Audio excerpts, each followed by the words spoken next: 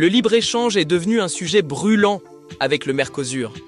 Pour certains, c'est une opportunité, pour d'autres, c'est la mort de notre agriculture et de notre industrie. Mais au-delà des slogans, personne ne pose la question qui fâche. Comment peut-on parler de libre-échange quand les règles de départ ne sont pas les mêmes pour tout le monde? Le libre-échange, c'est le moteur de la richesse. C'est ce qui nous permet d'avoir des bananes en hiver, des smartphones abordables et surtout, de vendre notre savoir-faire au monde entier. Quand deux personnes échangent librement, c'est que les deux y gagnent. C'est le moteur qui a fait chuter la pauvreté mondiale en 2 siècles. Mais attention, pour que cet échange fonctionne et soit bénéfique, il faut que la compétition soit équilibrée. Et c'est là que le bât blesse. On ne peut pas parler de chances égales quand les règles de départ sont faussées par des prélèvements ou des réglementations qui ne sont appliquées qu'à un seul des 2 joueurs. Imaginez 2 coureurs. Le coureur asiatique ou latino-américain part léger. Le nôtre, on l'oblige à porter un sac de briques marqué « Règles et cotisations ». En France ou en Belgique, chaque heure de travail est lourdement taxée pour financer le modèle social. Ce n'est pas une critique du modèle, c'est un constat comptable.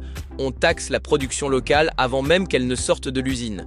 Aussi bien Adam Smith que David Ricardo ont théorisé le libre-échange en ne tenant compte que de la productivité. Ils n'avaient pas prévu que des États prélèveraient 50% de la valeur du travail. Aujourd'hui, nos producteurs ne perdent pas par manque de talent, mais parce qu'ils subissent un dopage inversé imposé.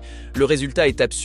Le produit qui vient de l'autre bout du monde arrive chez nous sans avoir payé un centime pour nos hôpitaux ou nos routes au stade de sa fabrication.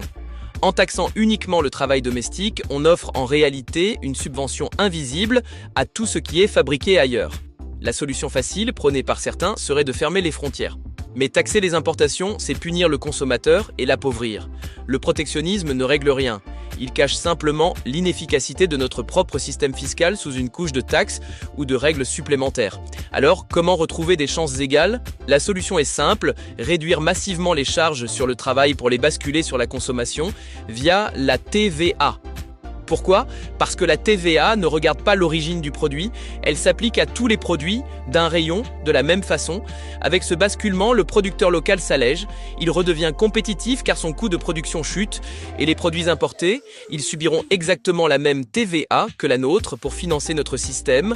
On ne bloque personne, on remet juste tout le monde sur la même ligne de départ. Le libre-échange est une chance à condition de ne pas saboter ses propres troupes.